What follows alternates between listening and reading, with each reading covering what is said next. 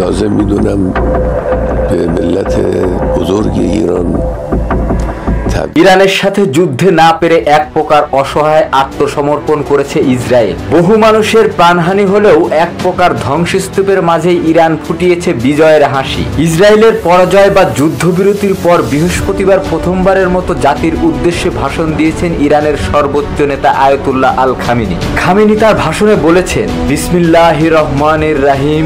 ইরানের প্রিয় ও সম্মানিত জনগণকে আমার সালাম ও শুভেচ্ছা। প্রথমেই আমি সম্প্রতি ঘটনার শহীদদের প্রতি শ্রদ্ধা জানাচ্ছি। আমাদের শহীদ সেনাপতি ও বিজ্ঞানীরা যারা ইসলামের প্রজাতন্ত্রের অমূল্য সম্পদ ছিলেন, তারা অসাধারণ সেবা প্রদান করেছেন এবং ইনশাল্লাহ আল্লাহর সান্নিধ্যে তারা যথাযথ পুরস্কার লাভ করেছেন। আমি ইরানের সম্মানিত জনগণের কয়েকটি বিষয়ের জন্য আন্তরিকভাবে অভিনন্দন জানাতে চাই। ১.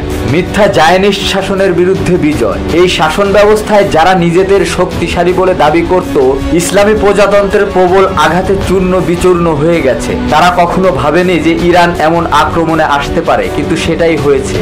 আমরা আল্লাহর কাছে কৃতজ্ঞ যে আমাদের সশস্ত্র বাহিনী তাদের উন্নত ও বহিস্তর প্রতিরক্ষা ব্যবস্থা অতিক্রম করে ইসরায়েলের অনেক সামরিক ও নগর এলাকা ধ্বংস করতে সক্ষম হয়েছে। এটা আল্লাহর অন্যতম বড় রহমত এবং প্রমাণ করে যে ইরানের বিরুদ্ধে আগ্রাসনের চরম মূল্য দিতে হবে। এই বিজয় আমাদের সেনাবাহিনী ও সেই জনগণের যারা তাদের লালন পালন ও সমর্থন করেছে।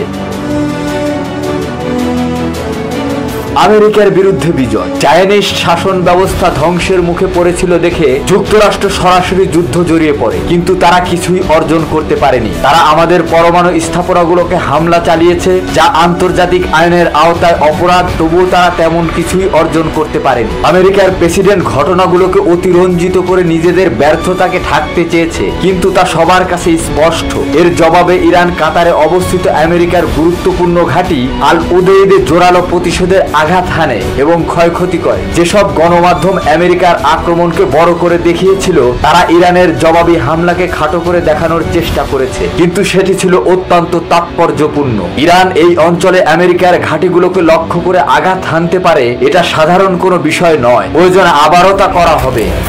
ইরানি জাতির ঐক্য।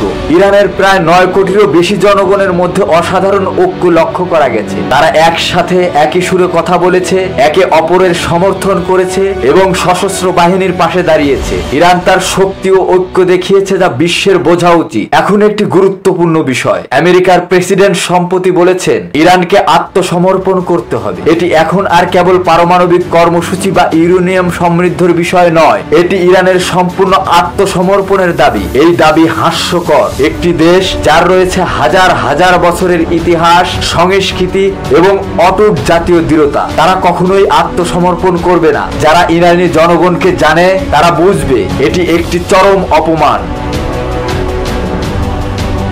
দশক ধরে আমেরিকা ইরানের বিরুদ্ধে নানা অজুহাত তুলে এসেছে। মানবাধিকার, গণতন্ত্র, নারী অধিকার, পারমাণবিক কর্মসূচি, ক্ষেপণাস্ত্র সবকিছুই ছিল ছলনা। তাদের আসল উদ্দেশ্য ছিল ইরানকে পরাস্ত করা। আগের আমেরিকান নেতারা কূটনৈতিক ভাষায় এই দাবি লুকিয়ে রাখতেন, আর এই প্রেসিডেন্ট সেটা সরাসরি বলে দিয়েছেন। ইরানি জনগণকে বুঝতে হবে আমেরিকার আসল সমস্যা হলো তারা স্বাধীন সার্বভৌম ইরানকে মেনে নিতে চায় না, কিন্তু আত্মসমর্পণ তা কখনোই হবে না, কখনোই না। ইরান একটি শক্তিশালী জাতি, গভীর সভ্যতা ও সংস্কৃতির অধিকারী, যা অনেক দিক থেকে আমেরিকার চেয়েও সমৃদ্ধ। ইরান আত্মসমর্পণ করবে এই ভাবনাই হাস্যকর। ইরানি জনগণ সম্মানিত এবং বিজয়ী ছিলেন, আছেন এবং থাকবেন। আল্লাহ এই জাতিকে সম্মান ও মর্যাদার সঙ্গে রক্ষা করুন। আমাদের মহান ইমামের মর্যাদা বৃদ্ধি করুন এবং ইমাম মাহদীর এই জাতির প্রতি সন্তুষ্ট থাকুন এবং তার সাহায্য বর্ষিত হোক। আপনাদের উপর শান্তি ও বরকত বর্ষিত হোক।